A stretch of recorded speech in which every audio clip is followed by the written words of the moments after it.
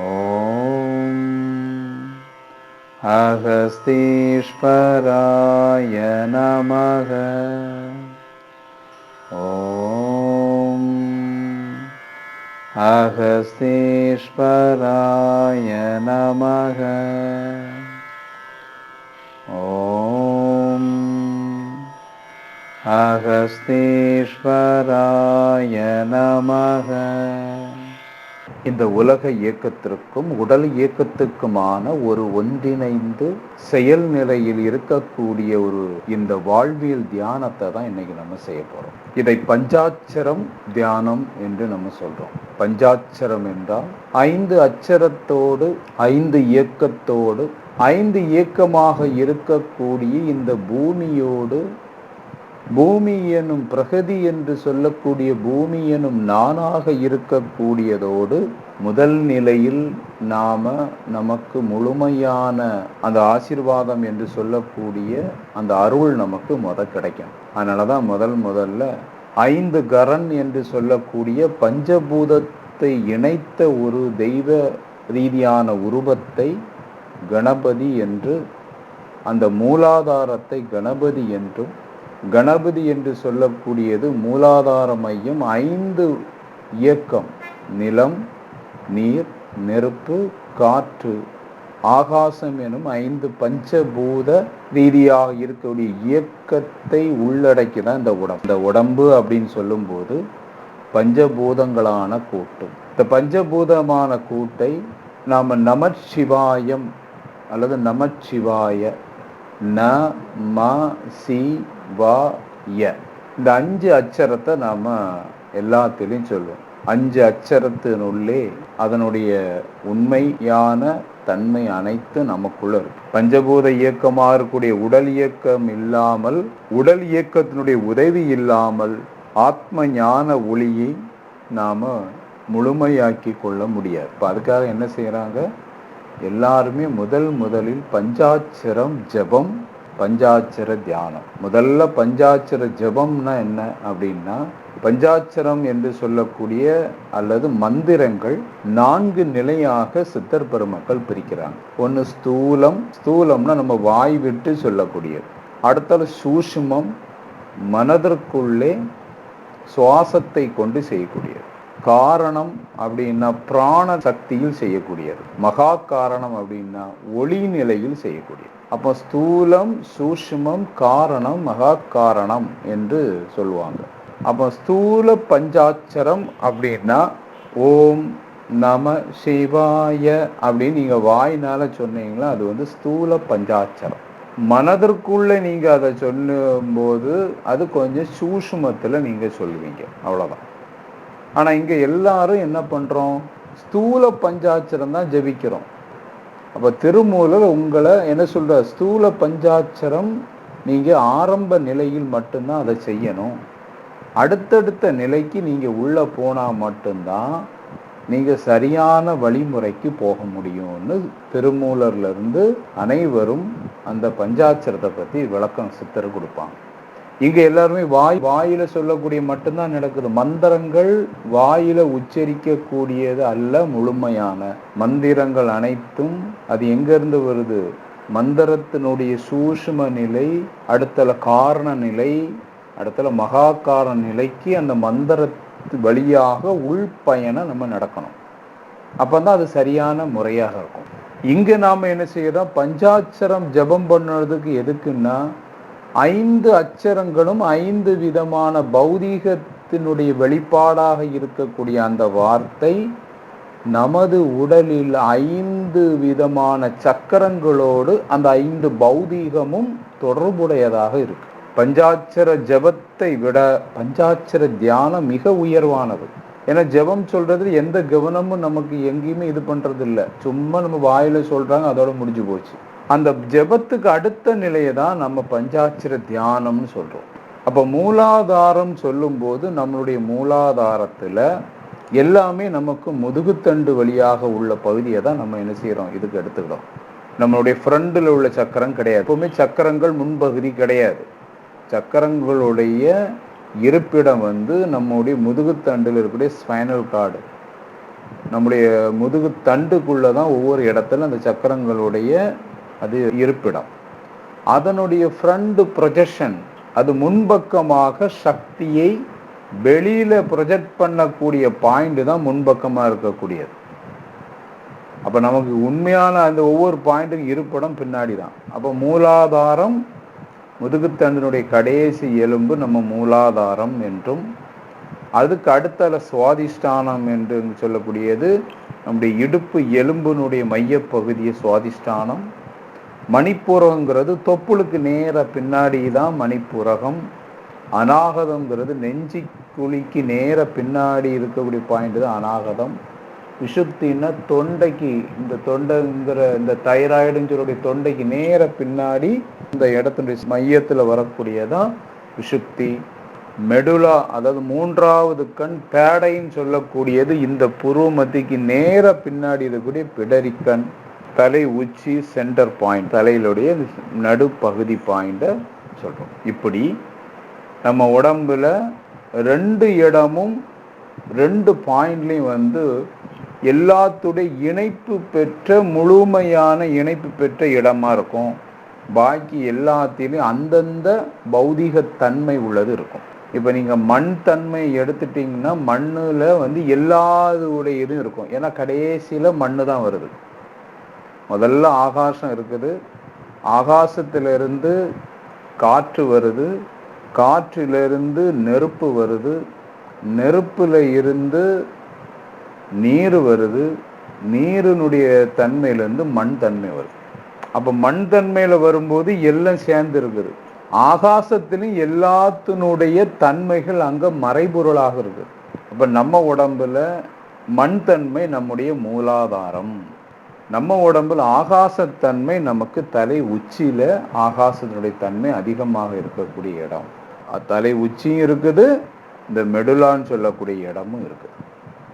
அப்ப மீதி உள்ள வருது. அப்ப மண் தன்மையில இருக்கக்கூடியதுக்கு என்ன சொல்லிட்டோங்க?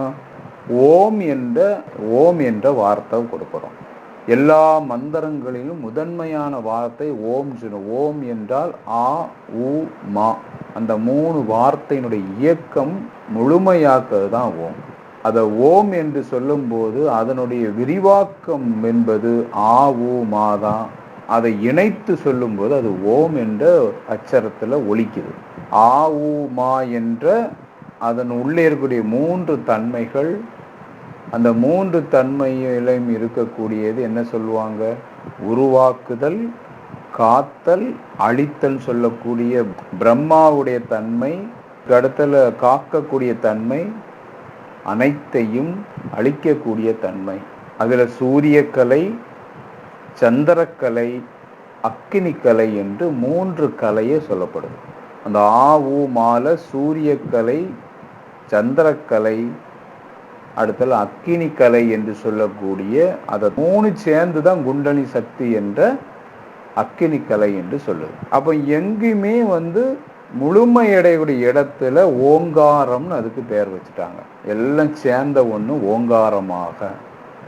ஓங்கார தன்மை எங்கெல்லாம் இருக்கு? மண்ணுல எல்லாம் சேர்ந்து இருக்கு. எல்லாம் கடைசியில வந்ததெல்லாம் எல்லாத்துடைய எசன்ஸும் மண்ணுல வந்துருக்கு.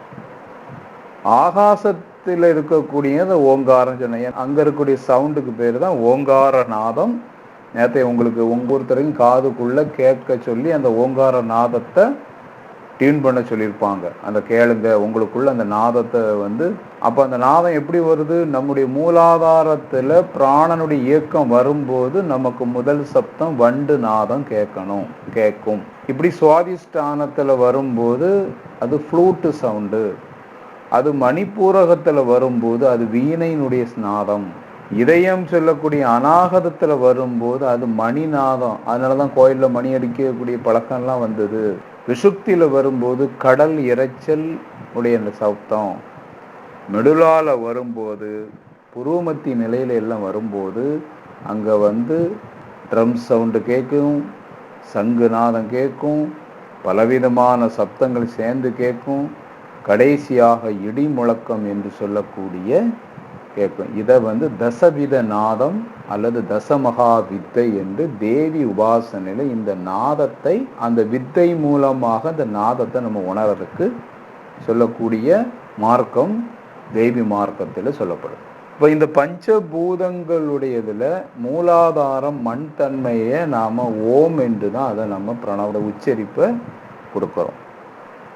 அடுத்த சுவாதிஷ்டானத்துல நா என்று உச்சரிப்பு, அது நீர்த்தன்மையாக இருக்குது.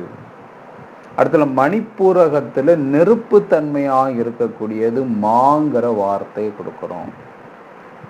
அநாகதத்துல காற்று தன்மையா இருக்கிறதுனால அது சி என்று வார்த்தையை கொடுக்கிறோம். விசுக்தி என்று சொல்லக்கூடிய வான் எனும் வான் தன்மையா இருக்கனால அங்க என்ன வருது, வானுடைய இயக்கம் ஆரம்பிக்கக்கூடிய இடம்னால அதுக்கு வா என்று கொடுக்கிறோம்.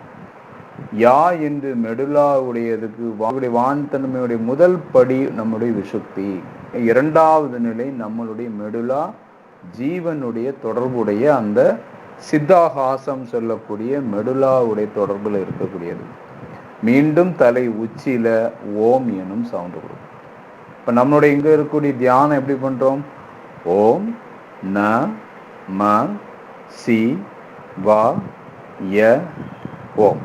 அப்ப இப்போ ஆரம்ப காலத்தை நம்ம மனசுக்குள்ள அந்தந்த சக்கரங்கள்ல, இப்ப நான் உங்களுக்கு அந்த ஒரு பிக்சர் காட்டுறேன். இப்படிதான் நம்மளுடைய ஸ்பைனல் கார்டில் நம்மளுடைய செய்யக்கூடிய அந்த மெத்தேடு. இப்போ இதில் பாருங்க, ஓம் மூலாதாரம், ந ம சி வா ய, மறுபடியும் தலை உச்சில ஓம். இப்படி நாம அந்தந்த சக்கரங்கள் அந்த பாயிண்ட நம்மளுடைய முதுகுத்தண்டுல கரெக்டா நினைச்சு, இப்போ மூலாதாரம் அப்படி நினைக்கும் போது ஓம், நான் அந்த சவுண்டை கரெக்டா சொல்லுவேன். நான் ஒன் டைம் அந்த சக்கரங்கள் பேரும் அந்த இடத்துலையும் கொடுக்கக்கூடிய அந்த ஒவ்வொரு சக்கரங்களும் என்னென்ன பேர் என்னென்ன வார்த்தை வருதோ அந்த வார்த்தை கரெக்டா கொடுப்போம். அது அப்படியே உங்களுக்கு வரிசையாக ஒவ்வொன்றிலையும் நீங்கள் தியானத்தோட அந்த சவுண்டை கொடுக்குறீங்க, அதில் உங்கள் கான்சன்ட்ரேஷன் கொடுக்குறீங்க. சவுண்டை கொடுக்குறீங்க, அந்த கான்சன்ட்ரேஷன் அந்த சக்கரத்தில் கொடுக்குறீங்க. இப்படி கீழே இருந்து நம்ம மேலே போய் ஓம் தலை உச்சியில் போய் ஒரு சுற்று என்பது கீழே ஓம் ஆரம்பித்து நம சிவாய ஓம் என்று மேலே தலை உச்சியில் முடிக்கிறோம். மறுபடியும் கீழே இருந்து ஸ்டார்ட் பண்ணிதான் ரெண்டாவது சுற்று, மறுபடியும் கீழே இருந்து மேலே போகணும். அப்படி மேல் நோக்கி சொல்லணும், மறுபடியும் கீழே இருந்து மேல் நோக்கி சொல்லி சொல்லி சொல்லியே நாம் என்ன செய்யணும், அதை முடிக்கணும். இப்படி ஒவ்வொரு இடத்திலும் நாம் அந்த சக்கரங்கள் வழியாக நாம் என்ன செய்யறோம், அந்த சப்தத்தை கொடுத்து. எதுக்கு இதை பண்ண சொன்னாங்க? நமச்சிவாயம் தான் வாழ்க, நாதன் தாழ் வாழ்க. நம்ம நமசிவாயம்னா நம்ம என்ன நினைக்கிறோம்னா சிவனை குறிக்கதாட்டு நம்ம நினைக்கிறோம். ஆனா அது சிவனை குறிக்கல, பஞ்சபூதங்களை குறிக்கிறது. சிவம் என்று சொல்லக்கூடிய எல்லாத்துக்கும் மூல ஒளி அதுதான், மூலமான பேரொளி சிவம் எனும் ஒளிதான். அப்ப பஞ்சபூதத்துக்கு மூலமாக இருக்கக்கூடிய, அதனாலதான் நமச்சிவாயம் வாழ்க. யாரு? மாணிக்கவாசலுடைய முதல் பாடல்லே திருவாசகத்துல முத அதான் நமச்சிவாயம் வாழ்க அப்படின்னு போடுவார் முத வார்த்தை. அடுத்த வார்த்தை சேர்த்து பாருங்க, நமசிவாயம் வாழ்க. நமசிவாயம்னா பஞ்சபூதமாக இருக்கக்கூடிய நமசிவாய, பஞ்சபூதத்தை சொல்ற. அதுதான் முதல்ல நமக்கு, அதுக்குதான் முதல்ல அவர் வணக்கம் கொடுக்கிறார். ஏன்னா அதுதான் இந்த உடம்பாட்டு தேகமாட்டு இந்த பூமி பிரகதியாக இங்க இருக்குது. அது இல்லைன்னா நமக்கு ஒண்ணுமே இந்த ஆத்மாவுக்கு இடம் இல்லை, உடல் இல்லை. அப்ப ஃபர்ஸ்ட் நமச்சிவா, அந்த அடிப்படையில தான் என்ன பண்ண, கணபதியை முதல்ல கணபதினா என்னது? கணபதி என்பது நமச்சிவாயம் எனும் சொல்லக்கூடிய அந்த 5 பௌதிகத்துக்கான ஒரு உருவம். அதை நீங்கள் வார்த்தையில கொண்டு வந்தால் அதுக்கு பேர் நமசிவாயம். அதை உருவமாக வழிபாடு செய்யுமா இருந்தால் அது கணபதி. அதனாலதான் அது 5 கரண் 5 பௌதீக நிலை. அத பிரகதி உலக இயக்கத்தில் முதல்ல ஆரம்பிக்கிறது என்ன செஞ்சாங்க, பஞ்சபூதத்தை வணங்கி கொண்டுதான் அதை ஆரம்பிப்பாங்க. பஞ்சபூதம் தான் உலக இயற்கை வளமாக இருக்கிறது. அந்த இயற்கை எனும் தெய்வீகத்தை வணங்கிதான் அதனுடைய மூலத்தை வணங்குறதுக்கு அடுத்தடுத்த நிலைக்கு ஞான மார்க்கத்துக்குள்ள போவாங்க. கணபதி மந்திரம் தான் முதல் வணக்கம் அவங்களுக்கு தான் போடுறது. அதுக்கு என்ன மீனிங்னா, பஞ்சபூதத்தை முதலில் வணங்கு. ஏன்னா உன்னுடைய உடம்பு அந்த பஞ்சபூதமாக இருக்கிறது. அப்ப பஞ்சபூதத்தை தான் நமச்சிவாயம் வாழ்க. அதற்கு நாதன் தாழ் வாழ்க. அதற்கெல்லாம் நாதன் யாரு? அதனுடைய மூலவன் யாரு, அதற்கு தலைவன் யாரு? அந்த நாதன் தாழ் வாழ்க, அந்த நாதனை நான் வணங்குகிறேன், தாழ் வணங்குகிறேன். இமைப்பொழுதும் என் நெஞ்சில் நீங்காதார் வாழ்க. இமைக்கின்ற இமை அசைகின்ற அந்த இமை பொழுது கூட என் நெஞ்சில் நீங்காத இருக்கக்கூடியவனை வணங்குகிறேன். அந்த சொல்லக்கூடிய ஃபிராக்ஷன் ஆஃப் செகண்ட் கூட என்னை விட்டு அந்த நினைவு போகக்கூடாது. அப்ப நமச்சிவாயம் நினைத்தவுடனே முக்தி தரும் அப்படிங்கிற வார்த்தைக்கு மீனிங் என்ன? எங்க நினைச்சா முக்தி தரும்? இப்ப நிறைய இடங்கள்ல உங்களுக்கு என்ன சொல்லுவாங்க, நமச்சிவாயம் நீங்க சொன்னா உங்களுக்கு எல்லாம் முக்தி கிடைக்கும், முக்தி கிடைக்கும், முக்தி கிடைக்கும் சொல்றாங்க இல்லையா? நினைத்த உடனே முக்தி தரும், அல்லது நீங்க இந்த மந்திரம் சொன்னாலே நீங்கள் முக்தி அடைஞ்சு விடுவீங்க அப்படின்னு சொன்னா, இந்த மந்திரம் சொல்லி எப்படி முக்தி அடைய முடியும்? அப்ப முக்தினா என்ன? பிறவா நிலை எப்படி நீங்க ஆவீங்க? இப்போ பிறந்துட்டு இருக்கிறதுக்கு என்ன நிலை உங்களுக்கு நம்மகிட்ட இருந்தது, பிறவாத நிலைக்கு என்ன நிலை வேணும்? நம்ம இறைவனை நோக்கி பயணம் செய்யணும். எங்க பயணம் செய்வீங்க? இல்லை, இறைவனை பயணம் செய்யணும்னு சொன்னீங்கன்னா அந்த பயணம் நாகர்கோவில் நோக்கி பயணம் செய்யணும். நாகர்கோவில் எத்தனை கிலோமீட்டர் தூரத்தில் இருக்குது, அதுக்கு என்னென்ன ட்ராவல் பண்ணலாம் அப்படிங்கிறது பயணம் சொல்லலாம். இறைவனை நோக்கி பயணம்னா எப்படி? பயணம் செய்யணும்னா முதல்ல இருக்கக்கூடிய இடம் தெரிந்தாதானே பயணிக்கணுமா பயணிக்க கூடாதா, அது பயணம் செய்து அடையக்கூடியதா என்று தெரியும். எங்க இருக்குன்னே தெரியாத ஒன்றை எப்படி பயணம் செஞ்சு நம்ம அடைய முடியும், அல்ல போக முடியும்? சரி, நான் என்ன கேட்கிறேன்னா, பஞ்சாட்சரம் சொல்றனால நாம முக்தி அடைவோம்னு எல்லாரும் சொல்றாங்க. அந்த முக்தினா என்ன? பஞ்சாட்சரம் சொல்றதுனால அந்த முக்திக்கு நீங்க எப்படி போக முடியும்? உங்களுக்கு தெரிந்ததை, உங்களுக்கு அதை பத்தி உள்ள ஏதாவது ஒரு புரிதல் இருக்கா, அல்லது அதை பத்தி நீங்க ஏதாவது மனசுல என்ன மாதிரி நீங்க நினைத்திட்டு இருக்கீங்கிறத நீங்க எல்லாரும் சொல்லணும். அப்போ முக்தின்னா என்னங்க? பஞ்சபூதங்களை கடந்து எங்க நிற்பீங்க? எந்த இடத்த முக்தின்னு சொல்றோம்? சரி, நீங்க இனிமே சித்தர் மார்க்கத்துல அவங்க என்ன சொல்றாங்கன்னு பார்ப்போம். பஞ்சாட்சரம், பஞ்சபூதம், 5 பௌதீகமாக இருக்கக்கூடிய நம்முடைய இந்த உடல் இயக்கத்துல 3 விதமான சக்தியாக நமக்குள்ள செயல்படுது. ஒன்று சூரிய கலை என்றும், இன்னொன்று சந்திர கலை என்றும், இந்த ரெண்டும் இணைந்து எதனுடைய போய் இணையுதுன்னு அக்னி கலை என்று சொல்லக்கூடிய 3வது அந்த கலையைத்தான் நாம வாலை என்றும் பராசக்தி என்றும் அவங்களுக்கு பேர் வச்சிருக்காங்க. நல்லா புரிஞ்சுடுங்க. அப்போ முக்தி அப்படிங்கிறது ஏன் நமச்சிவாயம் ஏன் சொல்ல சொன்னாங்க அப்படின்னா, நமச்சிவாயம்னு சும்மா வாயில சொல்லிட்டு போனா ஒன்றும் அங்கே வேலை நடக்காது. நமச்சிவாயம் என்ற அந்த பஞ்சபூதத்தை தொடர்புடைய நம்முடைய இந்த சக்கரங்கள்ல தான் நீங்க பிறப்புக்கான நிலை, பிறப்பெடுக்கிறதுக்கான கர்மம் அனைத்தும் உங்க சக்கரங்களில் பதிவாகி இருக்கின்றது. கழுத்துக்கு கீழே 4 சக்கரங்களை 4 விதமான பௌதிகம். கழுத்து நமக்கு ஆகாசம் சொல்லியாச்சு, ஆகாசத்துக்கு பிரச்சனையே கிடையாது.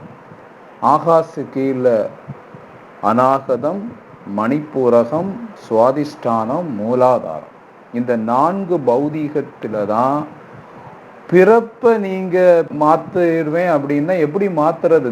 இஸ் த பிராக்டிக்கலா சொல்லணும். நீங்க இதுவரைக்கும் எவ்வளோ யோகம்லாம் நீங்க எல்லாம் படிச்சிருப்பீங்க. பிலாசபியை தான் சொல்றாங்க எல்லாருமே, பிலாசபியை சொல்றாங்க, கதையை சொல்றாங்க, அல்லது நம்ம எல்லாத்துக்கும் என்ன சொல்றாங்க, தத்துவத்தை சொல்றாங்க. தத்துவம் குப்பை, நோ யூஸ். உங்களுக்கு நீங்க கேட்டுக்கிட்டு ஆனந்தமா இருக்கலாம், ஆனால் நமக்குள்ள பிராக்டிக்கலா 1 இன்ச்சு கூட நவளாது. சித்தர்கள் எப்போதுமே பிராக்டிக்கல் இதுல தான் வருவாங்க. அவங்க இந்த தத்துவம், கதை, இந்த வேதத்தை சொல்றது, வேதப்படி சடங்குகளைய, வேதப்படி கதைகளைய, புராணங்களையும் இந்த கதையை ஏன் அது சொல்றாங்கன்னா, உங்களை இப்படி மிக சீக்கிரமா ஈஸியான தெளிந்த நிலையில புரிதல். முக்தி எப்படி நீங்க அடைகிறீங்கன்னு கேட்டா அவங்க நிறைய தத்துவத்தை தான் நம்ம எல்லாருமே சொல்லுவோம். ஏன்னா முக்தியை பத்தி சொல்றது மிக எளிதான ஒரு 4 வார்த்தையில சொல்லிடலாம். என்ன தெரியுங்களா?